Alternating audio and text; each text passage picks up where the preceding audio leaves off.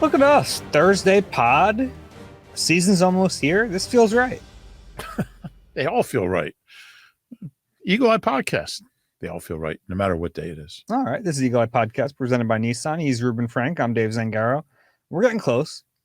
We are. You're about to see, I've got a question for you. So you're going to Brazil. Yeah. You leave in what, 5 days?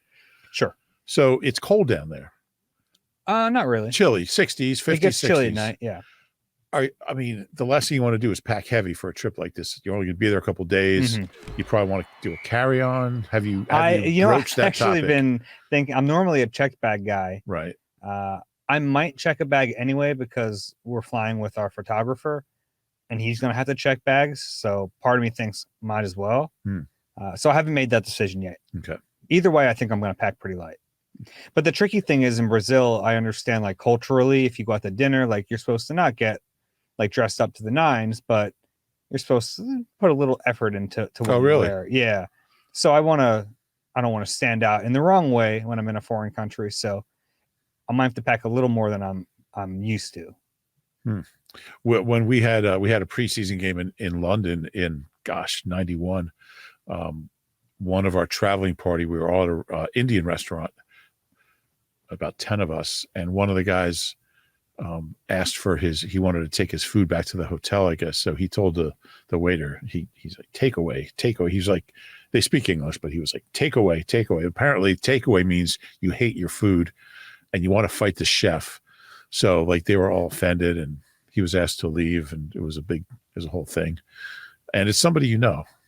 I thought the takeaway is what, like, and isn't that like fast food almost? Maybe I'm wrong about that. Well, it was interpreted by the restaurant people as, I don't want this food anywhere near me. Not can you please pack it? I don't think they do. I don't know if you do like doggy bags in other places. Anyway, make sure you dress up for dinner.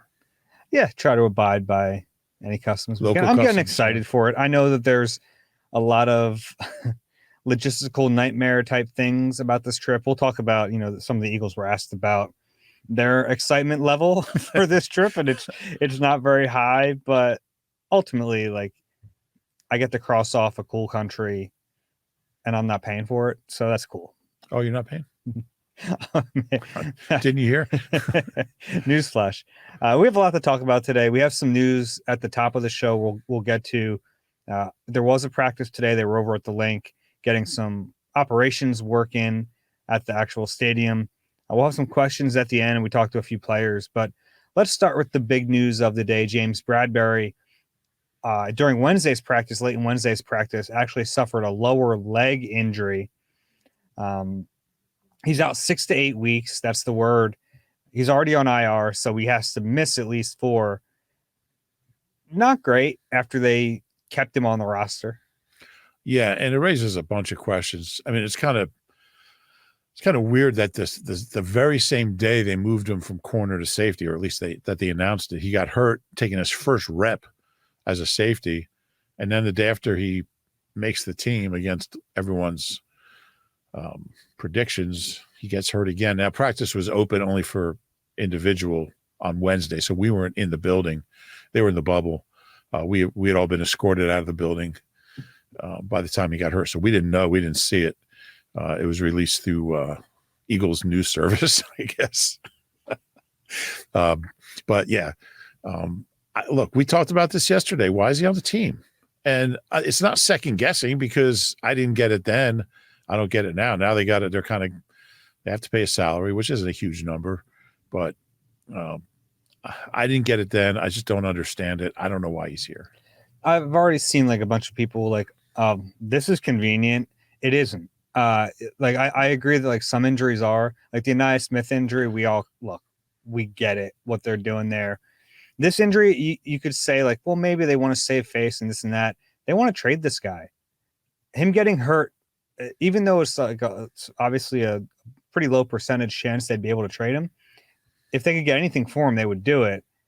And now that he's hurt, like any chance they had to trade him is gone. Yeah, and I think in their eyes, he's more tradable if he makes the initial 53, because then you're kind of like saying, well, we're committed to this guy. We don't need to get rid of him. Yeah. we're not cutting him. He's too good, but we will trade him. What do you have? So kind of backfired. I mean, they've been playing games with this all along. I honestly, and I've been saying this, I thought they should have cut him when last year ended. Would have been a big cap hit, but I think from their perspective, they're like, we're on the hook for most of the salary. Yeah. Let's try to get some value out of it. Sure. Yeah. Well, it backfired, and it's not like they have a depth problem at safety. They still got their full allotment. They got 4 healthy safeties. They have 3 injured safeties, Sidney Brown, Caden Stearns, and Bradberry. And the healthiest guy on the team is Avonte Maddox, who's a guy who used to always get hurt. So it's great that he's healthy. And Tristan McCollum. So they're the backups. So it is, I guess, a shot to their depth at safety, but you're right. They still have the 2 starters, CJ Gardner-Johnson, Reed Blankenship. They have Avonte Maddox as the 3rd guy, who I'd imagine early in the season we'll see on the field a little bit when they go into their dime package. Then you have Tristan McCollum, who would probably be the next option. So you still have 4 safeties on the roster. And then on the practice squad, you have Andre Sam, and you have Caden Stearns, who's not ready. Andre apostrophe Sam. Make sure you get that right. Yeah. So they're only in some places. That's right. So they're fine there. I mean, it's still a position where, Avonte Maddox hasn't played a ton of safety. I think he can do it. Tristan McCollum hasn't played a lot of football. He was a call-up for a few games, 4 games, I think, last year. Bradberry hasn't played any safety. So it's a position where, and Sidney Brown, who I guess you really hope he's back week 5 now, or week 6, I guess it would be. He's one of their more experienced safeties. So they'll be fine at the position. I can't imagine. I just don't think we'll ever see James Bradberry in an Eagles uniform again, because by the time he's healthy, Sidney Brown's going to be playing. Yeah. And now with this, you wonder if Cooper DeJean might start taking some reps at safety too. Sure. I don't know why they would want Bradberry. I don't know why they want him in the first place. Yeah. It's a weird situation. Now, if he does heal up and he's healthy, you hope they cut him free and he can go somewhere else. He deserves that, but yeah, honestly, I think it's 50-50 whether he plays again in the league. Not for the Eagles, in the league. Mm-hmm. Just he's 31. He's had a nice career. He's made a lot of money. He's just, I just don't know who would want him and what you'd do with him. Yeah, that's fascinating to me too. Like, if other teams are somewhat interested, if he shakes free, they don't have to give up anything for him. Do they view him as a corner still? Yeah. Off of last year's tape, which wasn't good, obviously, or do they think he can transition into being a safety? Yeah, I don't know. It's based on body type. Yeah. Yeah. I don't know. And he's also going to be coming off a pretty serious injury when he does come back. So, and 6 to 8 is ballpark. What if he could be out, 3 months? I don't know. A 2-month injury is still pretty significant. It's going to take time to ramp up. I just don't think there's teams out there saying, boy, there's a 31-year-old injured guy that's never played the position. Let's go get him. Mm-hmm. It's just not going to happen. The other roster moves, with his roster spot on the 53, they promoted Oren Burks from the practice squad. Interesting move, because now they have 6 off-ball linebackers on the 53. That's pretty heavy there. Twice as many as they had last year. Yeah. Oren Burks and last year, remember, the 3 on the initial roster were Zach Cunningham, Nakobe Dean, and Christian Ellis. Right. They had Nicholas Morrow on the practice squad, and they elevated him, and then he ended up playing a bunch. Right. Yeah, Nakobe's the last man standing from that group. I don't think Zach Cunningham ever got into camp, did he? I don't believe so. I don't think he's on a roster. Howie told us there was some good tape out there from Cunningham last year. There was. Not good enough. I thought Oren Burks came in and had a couple really good practices and then played well against a bunch of backups. He's a guy who's played a lot of football. I wondered if they wouldn't just go out and get somebody different, because the practice squad, these guys aren't going anywhere. Yeah. I guess there was nobody there. And he's also a vested veteran, so right. They're going to, not that it's a huge deal, but they're going to guarantee his salary once he's on the team for week 1. Yeah.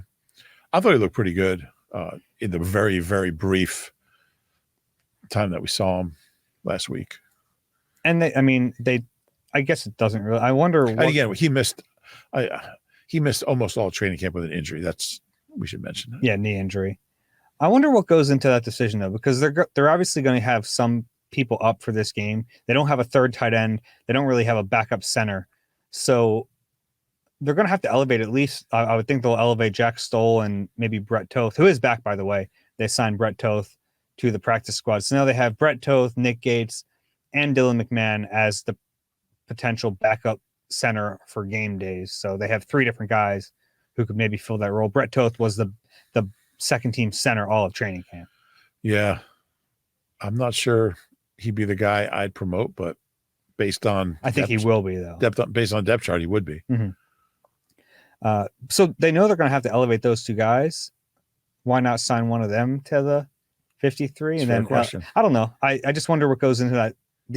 Can you think of anything from a strategic standpoint that why you would promote Burks and then elect to elevate the tight end in the center? Only if part of the reason Burks came back here was if you gave him some assurances he'd be promoted if there was an opening or something like that. Maybe, but they didn't know. No, they didn't know. At the time, they didn't know Bradberry was going to get hurt. Right. But I don't know if that kind of conversation goes on. We're going to take a tire iron to James tomorrow. No, but if there is a roster spot, you'd be the first guy we'll sign. Maybe there are other teams involved. I don't know. No, maybe. I'm just guessing. He's not a guy that anyone could claim because he's vested. Yeah, that's true. So that's my theory. Okay. You want to go through some of the practice squad guys? We already mentioned them a little bit. So Brett Toth is back. That's the new addition. Well, new old addition. 6 year. Yeah, he's sticking around for a while here. Let's just go through the names on the practice squad. Most of them you're familiar with. Dylan McMahon cleared waivers, a 6th round pick from NC State. Nice to get him back. A lot of hand wringing for nothing. I still don't love the process to cut a 6th round pick. And ultimately, it's rare for a player to get claimed, but they didn't have to do it. Yeah, I thought it was an unnecessary risk. Yeah. It worked out for them. He's back. Nick Gates. And none of their players, I don't know if we mentioned this, none of their players got claimed. Mm-hmm. Yeah, they didn't claim anyone. None of their players. Well, they could have claimed somebody. But they didn't. No, they could have put in a claim. They weren't awarded any sure. claims. And apparently they did put in a claim, but they were not awarded anyone. You're right. Good distinction. Nick Gates, the 28-year-old backup interior lineman. I had a chance to talk to Nick Gates today. He is on the practice squad. He's played quite a bit. Yeah. And apparently when ESPN reported he was signed to the practice squad, there was an expectation he would be elevated in week 1. But I don't know. Brett Toth makes more sense there. Yeah, if that's the case, why wouldn't you have had him taking the second team reps at center? Mm-hmm. He's got more experience, certainly, than Toth. Yeah, and he was saying he has worked on snapping the ball. He hasn't gotten any time with Jalen Hurts yet. I don't know how much time Toth has gotten because Cam Jurgens has been healthy. Yeah. But based on the depth chart, now there were some days where they mixed in Gates at the center. So maybe they were just like waiting to put him out there and let him learn the offense from guard first. Could be. It was a late addition during training camp. Jack Stoll is back. We talked about this a bunch. The writing on the wall seemed like he was going to get released with the Giants, and that happened. And now he's back here on the practice squad after like a few months away. I would imagine he'll be elevated for this game. You would think. Now, what do you think it ends up being in terms of like the pecking order? Because he was the number 2 tight end the last 2 years. Last 2.5 years. I think Calcaterra's ahead of him now. Okay. I would think. I don't know. I mean, also, this is a new offense than what Jack Stoll ran here. That's very true. So I would think at least at the start, it's going to be Calcaterra. That'll be one of my favorite things to look at on Saturday morning in Sao Paulo to see the snap counts. That'll be, I guess it would be Saturday morning. We are so committed to bringing you guys a podcast after that game. We don't know how we're going to do it, where he's going to be, what time it's going to be. The only thing I'm concerned about is there's a shuttle bus for media leaving at a certain time. And they seem like we were talking to some NFL PR people, and we'll kind of leave when everyone's ready. And I was thinking, what if I'm in like some dark closet in this Corinthians arena doing a podcast and the shuttle leaves me? Well, Wouldn't be ideal. At least we'll have a podcast done. That's true. Figure out how to get back to the hotel. The rest is your problem. Gabe Hall, the undrafted defensive tackle from Baylor, is I didn't see a ton from him during training camp. He was one of the guys I was probably the undrafted free agent I was most excited to watch. Yeah. Didn't see a ton, but I think there are traits there worth developing. We found out he was on the practice squad from was it Thomas Booker? Yeah, Thomas Booker just let that slip. And then it was funny at Wednesday's practice. They hadn't yet announced the practice squad guys, but a few of them started walking in the practice bubble. And well, I guess they're back. Yeah, that's how we find stuff out. Who's on the field? Hey, there's number 42. I guess he's on the practice squad. EJ Jenkins, yeah, who was the third best tight end all of training camp. I went with my heart and put him on the 53, knowing better. He did get released, but he sticks around. I think he's worth developing. Yeah, I do too. Yeah, I liked what I saw. Yeah, he's firmly in like the practice squad is pretty much split between guys who are extensions of the roster and then players who you keep around to develop. Yeah. He's in the development camp, but he can work his way up to the help you on game day. And I think the Eagles are probably more, they probably have more like veteran type extension of the 53 guys than most teams from what I've seen. Most teams seem to be loading up their practice squads with younger guys.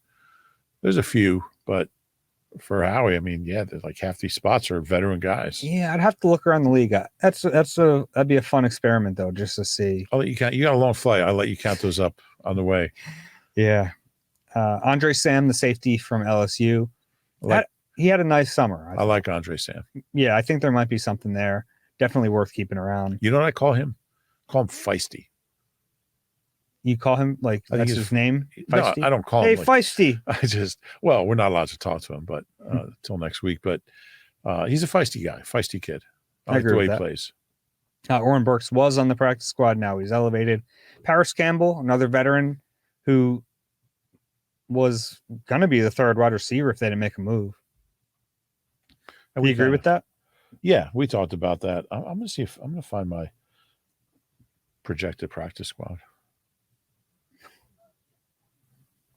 All right, go ahead. Okay. I found it. I mean, most of these guys were already on the team. Tyrion Davis-Price, if they kept the fourth running back, he would have been it. So he kind of still is the fourth running back, just on the practice squad. We were both big Lou Nichols guys. This was a Lou Nichols podcast for a while, but TDP passed him. Yeah. It's tough. Will Greer on the practice squad. What do you make of that? Coach Greer. Do you think they just like the dynamic in the quarterback room right now? Apparently. Yeah. That's the only reason he'll never play. I can't even imagine he's going to run the scout team. No. I would think you give those reps to Tanner McKee. Yeah.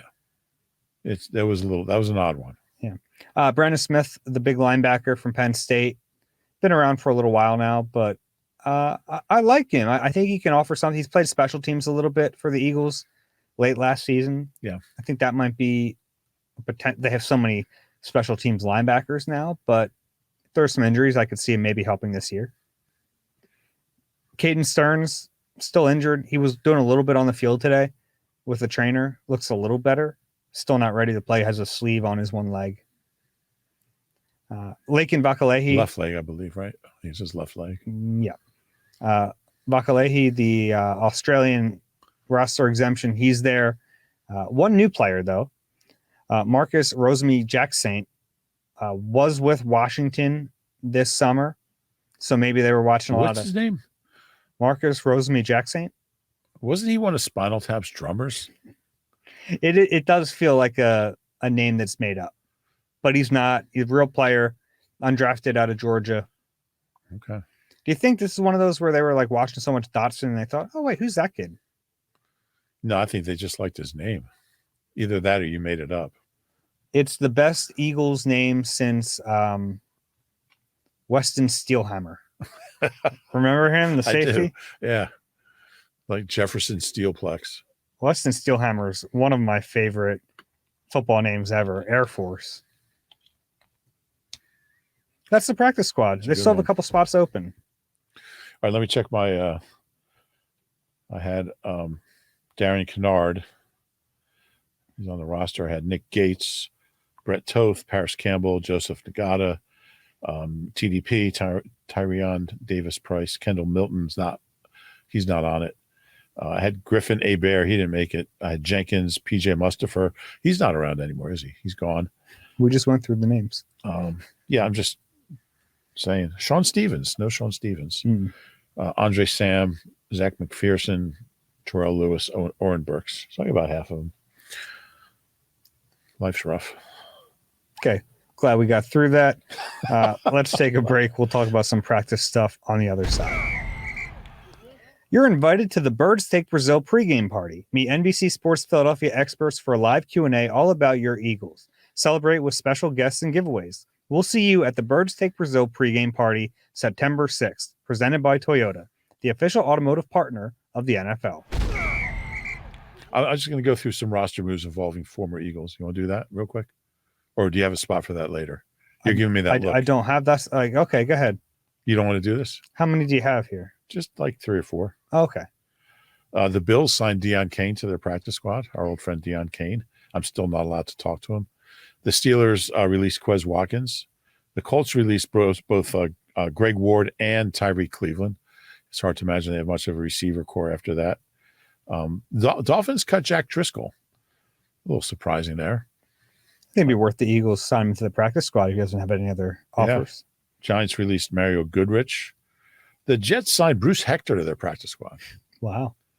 Oh, that's an old name. The Cards signed Julian Okwara again and signed him to the practice squad. Chargers signed Shaq Quarterman, former Eagle, to their practice squad. How about the 49ers adding T.Y. McGill to their practice squad? T.Y.'s made a nice little career for himself. He really has. The Commanders signed former Eagles interior lineman Julian Good-Jones to their practice squad. Panthers signed Jordan Matthews from the practice squad. He was in camp with them. The Jaguars released Terrell Edmonds, I believe an opening day starter last year for the Eagles. Ravens released Darryl Worley, cornerback. Chiefs released Ian Book. I didn't realize he was there. Carson and Ian Book. Cowboys cut Deontay Burnett, former Eagle. Chargers cut Boston Scott. Dave's giving me a look. All right, I'll stop there. Okay. Let's talk about what you want to talk about now. Before the show, we go through, this is what we're going to do today. Never once did you say. I told you I was going to do it, and you said that's fine. Oh, I thought you meant you were going to write something about it. No, I'm going to write about it. Oh, okay. Well, there we go. With the Steelers, too, they also released Kyron Johnson. Yeah. I said, well, you cut me off. I didn't cut you off. You went through the Steelers. I wasn't doing it by team. I was just doing it randomly as I wrote them down. Okay. Well, that was great for the podcast. Let's move. People care about those guys. Let's go. How about these guys who have been stranded in space for like 7 months? I feel like I'm stranded in space right now. No way to get back to send Earth. A Boeing Starliner for Dave. Yeah. Practice today was over at the link. They do this every once in a while. It was funny because at the beginning of practice, I'm watching individual drills, but I noticed Vic Fangio is on the field. And I was like, why are they over here if he's not up in the booth? And then before they went to team, I watched him leave and he was going upstairs. So they're working on operation stuff today. Still no Dallas Goedert, no Isaiah Rodgers, no Johnny Wilson, no Jalix Hunt. Those 4 continue to miss practice. We don't know Isaiah Rodgers' injury, but he's out there. He's watching. Looks okay. Sidney Brown running some sprints. Looks good. Not a ton of lateral movement, at least from what we saw, but he looks good running sprints. Yeah, I wonder if week 6 is reasonable for him. I think that makes sense to me. Yeah. I think that's a reasonable time frame. He's obviously out 4 weeks, but then they have a week 5 bye. So, I mean, to me, it almost lines up perfectly. Yeah, it does. And that would be almost 10 months since the injury. So, yeah, that'll be mid-October. Now, like I mentioned, saw Caden Stearns doing a little bit. I still don't know how far away he is. Vic Fangio must really like him some Caden Stearns. He must. They brought him in training camp. He can't practice. He's just taking up a roster spot. They cut him with a failed physical designation. They put him on the practice squad. He still can't practice. They have to like this guy. Vic has to like him. Mm-hmm. Yeah. Yeah, it's Vic must like Caden Stearns the way Howie likes Albert Okwuegbunam. And Brett Toth. That might be Stout. That's probably Stout. Yeah. I've at least seen something from Brett Toth. Yeah, we've seen him get better each year. Have you ever seen anything from Albert O? Maybe in 6 years, Albert O. I've never seen anything from Albert O. Yeah. The last thing I saw from Albert O was in that preseason game with the Broncos. And then I mean, the fact that he traded for him he just like, I got to keep him, get something out of him. To be fair, he did have core muscle surgery, so maybe that was affecting him this summer, because I did expect more. Yeah. From a guy who's kind of known to be a pass catching tight end. He was my number 2 tight end in my pre-camp predictions. That didn't go well. Yeah, that certainly didn't go well. Talked to a bunch of players today. I really enjoyed AJ Brown talking about Jahan Dotson. He worked out with him this offseason, and AJ basically said he works out alone with it. He likes the one-on-one time with his trainer, but Dotson had worked with his trainer before and kind of reached out and said, "Hey, do you think AJ would mind me joining this?" And AJ was like, "Okay." So then it ended up they know each other pretty well from that. Yeah, and that doesn't surprise me about AJ. He seems like a guy who just want that ultimate focus, just me, my trainer, and just let's go to work. Because if anyone else is in that group, and Dotson's an exception, like they might slow him down or just kind of cramp his style. But yeah, that's pretty cool. Yeah, I thought it was fun. It was a fun little anecdote. And he said, of course, like he got competitive in those workouts because he's like, it's my workout. I want to have a better workout than Dotson. And even Jahan admitted that, yeah, there are certain things AJ can do that I can't do. He's a freak. We know that. Yeah. But I think that's nice that he has a level of comfort with the top receiver on this team already. Yeah, and it tells you that Dotson is one heck of a hard worker, because AJ's not going to work out with somebody who's not really taking it serious. Oh, yeah. That's the last thing he would want. Yeah. Talk to the players today were AJ Brown, Devontae Smith,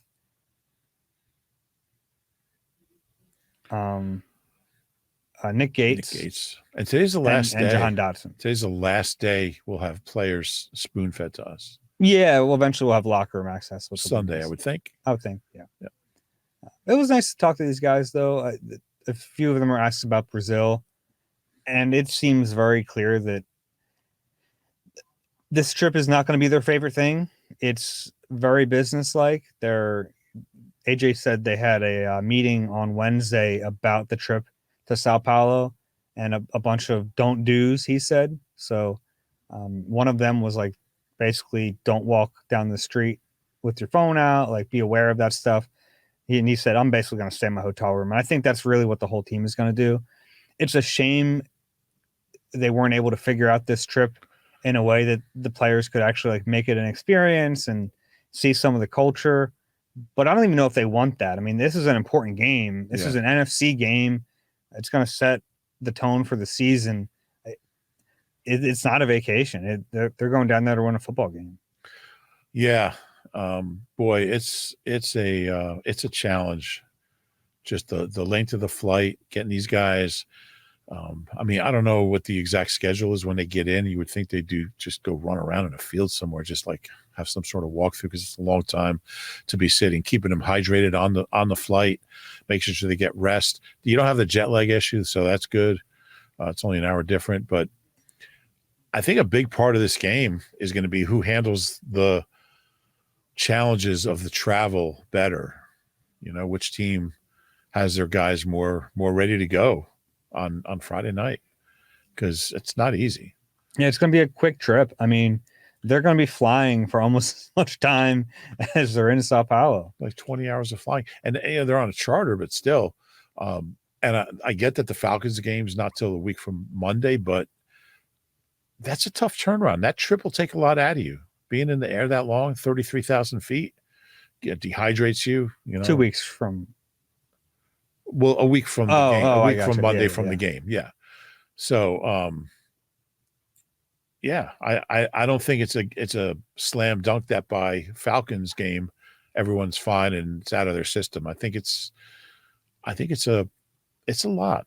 I mean, when you travel a lot, it takes a lot out of you. Yeah, you have 3 of your first 4 are flights. Yeah. They're going to need that week 5 bye. Yeah, I agree. I think it's early, and early. I think it's going to stink in the second half of the season when they're like, man, this is about the time we need a bye. But mainly home games though, and bus trips. So, well, they still have the LA, they still have the Dallas, 2 other longer flights. Yeah. So, but like the last 6 weeks or something, I don't think they got on a plane. Yeah, late in the season, they're home a lot, which is nice. And I think if you have to do this Brazil trip, I think you would prefer to get it out of the way. Yeah, I don't think you could do it in the middle of the season. I guess you could. Yeah. I mean, just timing wise, you're going to play Sunday and then just fly down there on, well, like when do you practice? Yeah. Yeah. Because they're starting like a day early, right? Like Sunday. You know what's funny? I'm flying to Brazil, but the Friday game like is throwing me off even more. Yeah. I'm just not used to a Friday game. Yeah.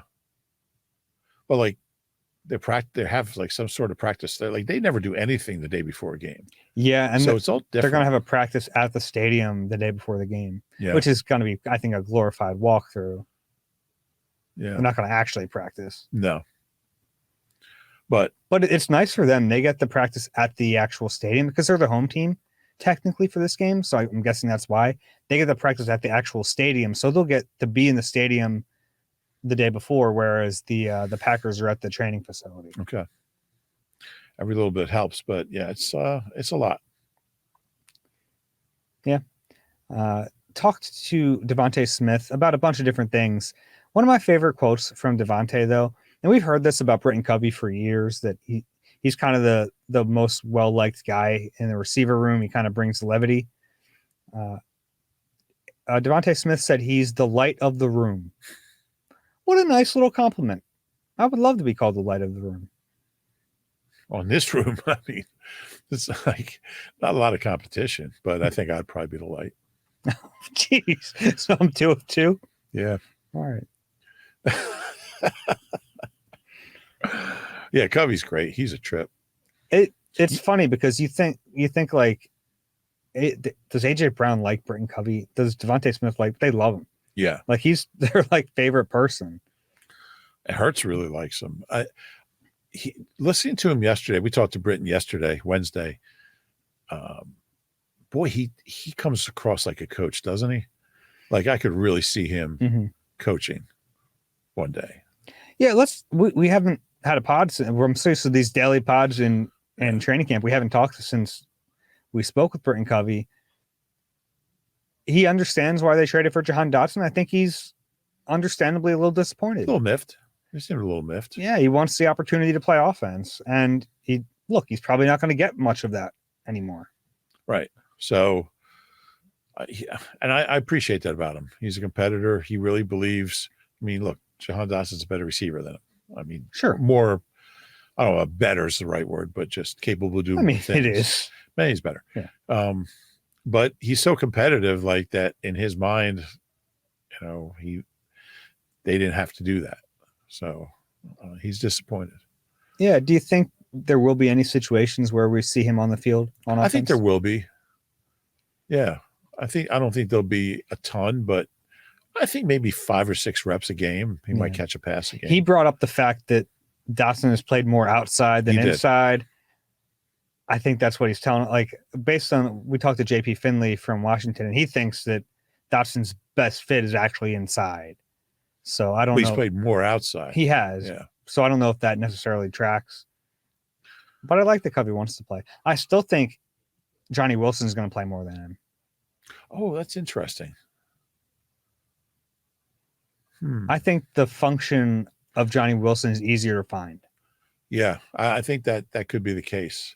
But that could be a fun bet for us. We have our predictions coming up. Mm-hmm. What are we doing now? Next week, I guess, has to be. There's no other time to do it. We'll do those on we'll do them next week. But I think Covey might play more than Johnny Wilson. I think it would take an injury for that to happen. We'll see. It's interesting. Okay. I like that we were on the other side of that. Yeah. It's good. That's all I really have from these pressers. Got a chance to, a few of us beat writers got a chance to speak with Alec Hallaby, the assistant GM. who's kind of, we talked to him last year, really for the first time on record in a long time. He has a fascinating backstory. He really came in as an intern, worked his way up, kind of the analytics guy, but he's become more than that. He's really become like a right-hand man for Howie Roseman. He's one of 2 assistant GMs in the front office. And he's a guy who interviewed for 2 general manager positions with Washington and Carolina during the offseason. So there's a good chance he's the next guy to leave here and become a general manager of another franchise. Or replace Howie if Howie gets fired. Sure. Could happen. It probably won't happen. But yeah, he's a sharp guy. Good mind. A lot of the questions to him were about Vic Fangio, especially after Vic talked about his proprietary analytics during the summer, which is still one of my favorite things. It was a great conversation of this summer. Yeah. He basically, if you guys missed that, Vic Fangio said he loves analytics. He'll take all the information you can get, but he actually has analytics of his own that no one sees. He just keeps those close to the vest. Do you share them with other coaches? No, it's his stuff, whatever. But Hallaby said that Vic does like the information, and he said every coach is different about how they want it and how much they want. But he said Vic is very receptive to it, and it's been a good relationship. Yeah, and I think it's interesting because I think there's a sense that most old school coaches like that don't want any part of it. But and maybe there are some certainly that feel that way. I'm sure there are. And I'm sure there's some younger coaches too who don't want any part of it. But it's just information. It's just more information to help you make decisions. And I like the fact that Vic is into that stuff. Yeah, I think all coaches should at least be open to hearing it if it helps. Yeah. It doesn't have to be what guides them. Yeah. Well, you just have, it's just another piece of info. Sure. That's all I had, I think, from practice today and from the players. And they'll be off Friday and Saturday and get back to work Sunday. Yeah. And then that's really where the game prep begins. And that's when we're allowed in the locker room for the first time. It'll be good. All right, let's take a break. Questions on the other side. You deserve a car that thrills you, a car that puts goosebumps on your goosebumps. At Nissan, we got everything from turbocharged SUVs to 100% electric vehicles that'll make your heart beat faster. Experience the thrill for yourself and shop your local Nissan store and nissanusa.com today. Celebrity cook Steve Martorano brings his Italian-American cooking back home to Philly. Enjoy Martorano's Prime at Rivers Casino and Steve's famous meatballs with Sunday gravy, prime steaks, and more. Make reservations at Martorano's Prime on Open Table. It's time for some questions. If you have one for us, it's eagleeye at nbcuni.com. If you're on YouTube, you have that QR code. You can scan it, send a question right from your phone. Let's get into it, huh? Let's do it. First one from Jared. Hey guys, really enjoy the show. I have seen Kenny Gainwell in on 2-minute drill during open practice, etc. I know he did a lot of that last year as well. My question is, do you think Saquon will be in at those times mostly because of his overall ability, or do you think Kenny will still be in? I'm hopeful it will be Saquon, but wondering your thoughts. It's a good question.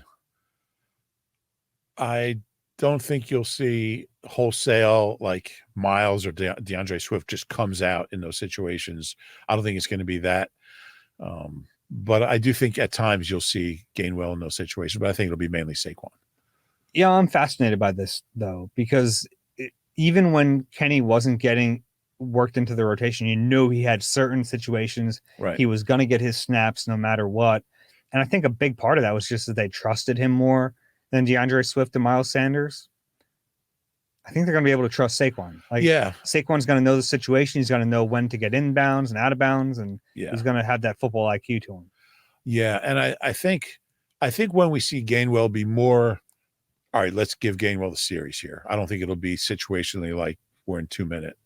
I think it'll be like, all right, Saquon's got 11 touches. We're at the 2 minute warning or whatever. I just think they'll kind of try to keep that number down a little bit, and that's when you'll see Gainwell. But you don't bring in a Saquon Barkley and nothing against Miles Sanders and DeAndre Swift, who had really good years here, multiple years for Miles, but Saquon's in a different class, and you don't bring him in to to sit them in key moments. Yeah, I mean, the game's on the line. You would hope that they're not like, hey, Kenny, get out there. But I do like Kenny, and I think he's a good player, and I think he will have a role. But I think it'll be different. I agree with that. Yeah, I think he'll still play, but gosh, if the game's on the line and they're calling for Kenny Gainwell, you shouldn't have paid Saquon $13 million a year. Fair. Next question from John. David and Reuben, I'm a 38-year-old Illinois Eagles fan whose fandom started with QB Eagles on Tecmo Super Bowl. This is how I know who former Giants/Eagles tight end Mark Bavaro is. I have seen the Eagles play football in 12 different cities and have lucked out to see some notable games in Eagles history in person. Question. Do you all have a favorite stadium to visit, not just as media, but for the football environment? I ranked every stadium I've been to. I've been to something like 58 NFL stadiums. Mm-hmm. There's only a handful of teams I've only seen in one stadium. Very, very small number. You had 4 in Atlanta, right? I had Fulton County Stadium. I had 3. Oh, okay. Yeah, Fulton County, Georgia Dome, the new one. I even covered a game in Milwaukee at County Stadium, the Brewers Stadium, where the Packers used to play 3 home games. My favorite stadium is Seattle. It's a great stadium. For the atmosphere, just the location of it, just being, I do like a downtown stadium. Yeah, I mean, you can walk there from everything, from the hotels. It's right around. I mean, there's just really cool bars and stuff and restaurants and shopping areas right there. It's just connected to the baseball stadium through a parking garage. So there's a parking garage between the 2 stadiums. Wherever you're going, you just park and walk over. I love that place. It's really good. It's up there for me too. If you haven't been to Lambeau, I think it's kind of a pain in the butt to get there, but I think it's worth it if you haven't been there to go experience the game there. Yeah. And to go check, they have a museum in that stadium. It's expensive. It's like $20, but it's worth it. I think it's cool to see. Yeah, I went through there once. What's interesting about Lambeau? We park in almost like in someone's backyard. It's in a neighborhood. Yeah, it's in a neighborhood. There's it's like a laundromat, like a Jersey Mike's, and then Lambeau Field. It's just in the middle of a neighborhood. That whole parking lot and that whole area where we park is not in Green Bay. It's in a different. The border is right at the edge of the stadium. Oh, I didn't know that. Yeah, that's why. Is it Manitowoc? I forget the name of the town, but you see the cops from the other town are in the parking lot. That's pretty cool. I don't think I ever noticed. But yeah, and Seattle's the newer, and Green Bay's the old school. You have a least favorite stadium? FedEx. Yeah, it's pretty bad. That's a dump. Astrodome was worse. Okay, I never covered a game in the Astrodome. You never covered a game there, but did you? But you were around. I saw it. You're not allowed in it. There's asbestos everywhere. Yeah. Yeah. FedEx Field is awful. It's the worst. Yeah. I also don't like MetLife. I think MetLife to me feels like a video game stadium where there's no home team. It has no character. Yeah, 0 personality. They had such an opportunity to build. And the actual field stinks, which isn't what we're talking about here. But right, the field surface you're talking about, a lot of injuries. But they had such an opportunity when they built a new stadium to do something interesting, and they didn't. Yeah, 2 teams, and neither of them came together to make a good stadium. And they both suck. Yeah. Any other stadium you want to give a shout out to?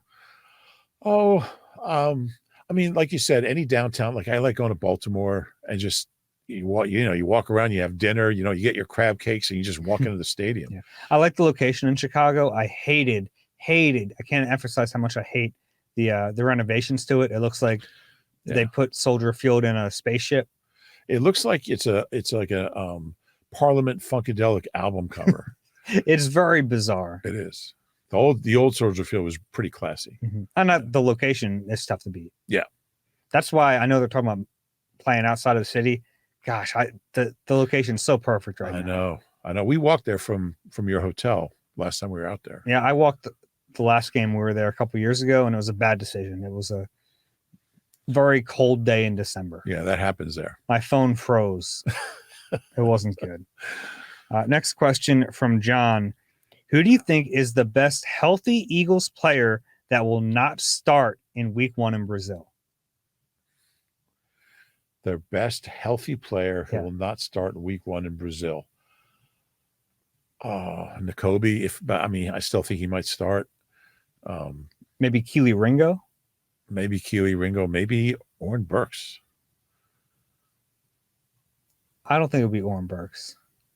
I'm big time Team Burks. Okay. But Tanner McKee? I was going to say Tanner McKee. I was going to say Kenny Gainwell. I think he's a really good player. If Jacoby doesn't start, that's my answer. I still think he might. You know what's not a good sign? Neither of us said a first round pick from last year. Yeah. Nolan Smith. Yeah. I need to see it before I'm ready to go there. Yeah. That's a fun question. Yeah, it is. I like that. Next one here from, where is it? Lars. Lars. I've had enough of these international fan questions, so here's one coming from Chester County, Valley Forge area. So he said Lars. I'm thinking he's like in Scandinavia. Specific. He's actually in Collingdale. Number one question here: how did Eagle Eye come about? Was it requested by NBC Sports Philly, or did you have to pitch it? Do you guys choose how many episodes you make? How did this start? This started with you had your own podcast called Rube Knows, and then at the time we had, I think we had the Quick Slants podcast with Barrett and Gunner. Maybe. So we had two Eagles podcasts, and I wasn't on either of them. I don't remember. Yeah, and then I think if I could be wrong about this, but if you go back all the way to the beginning of like this channel, not on Alex has Milton Williams. I think Milton might be a starter with their 5-man front. If you go all the way back to like in iTunes or whatever to the beginning, I think this might be Rube Knows. Really? I think this took over. So it carries the lineage. Yeah. Or is it lineage? I think it's lineage. Lineage. I remember having this conversation with Jeff Garcia because I asked him about carrying on the lineage of Joe Montana and Steve Young, and he goes, and he just made the same face I made. Isn't lineage? Like, yeah, I don't know why, but I remember that. But yeah, I don't know. When did we start doing it? What year was it? It was after 17 because we didn't do the. It was after 17, but before this month. So somewhere in there. Well, it was before COVID too, because then we had to go. Yeah, we did all those remote pods. Yeah, I don't know. 18? Did we do one? Maybe 18 or 19? Yeah, somewhere in there. Yeah. I don't know. All of a sudden, we were just here doing a podcast. I think it got pitched, or maybe I was like a guest on yours. I don't know. It makes sense though. Well, yeah, we both cover the team. We both cover the team. We disagree. We talk every day. Yeah. Might as well let you guys hear it. Yeah. And then this is the only time we talk now, which is it is. Last question. Although we do make a point not to talk during practice, during training camp, just because it's that makes sense. Yeah, we don't want to waste good conversation. Don't do the show before the show. Exactly. I ordered this purposely. Next question from Jared. Hey, my name is Jared, Philly native, living in Zimbabwe. It's hard to keep up here, so I rely on you guys for my daily dose of Eagles. My question. He's not really in Zimbabwe. Why do you think Vic Fangio had such a bad rep with the players in Miami? It might not have been something that showed itself in training camp and developed as the season went on. Are you confident that it won't reemerge here this season? Yeah, it's a fair question. I'm not sure how bad it really was, and didn't sound great. I think there's some people. Look, he works guys hard, and some guys don't like that. And I don't know. I mean, I'm not down there. I'm not in Davie, Florida. I don't know what was happening in that locker room. I know they didn't finish as bad as the Eagles did, but they kind of fell apart. But I haven't heard anything negative here. And he's coached a long time in a lot of places, had a lot of success. So I don't put a whole lot of stock in it. Well, I do put stock in it. I think it's something to monitor. It certainly didn't end well. No. So I keep an eye on it. Now, I don't know Mike McDaniel's coaching style. I don't know enough about him. I know the one thing about Nick is that he holds players accountable. We've heard about his meetings where in front of the whole team, like, you screw up, your number goes on the board. You talk about that screw up in front of it. But there has been a level of accountability. Now, maybe it doesn't always transfer into success like the end of last year, but he's kind of created a culture of accountability. So maybe that falls more in line with how blunt Vic Fangio is. That's like my one theory on it. It could be. And look, if Miami was kind of known as an offensive machine and it wasn't a great defense, and I thought they were soft, and maybe you have guys that are soft, they don't want to be coached in Vic Fangio style.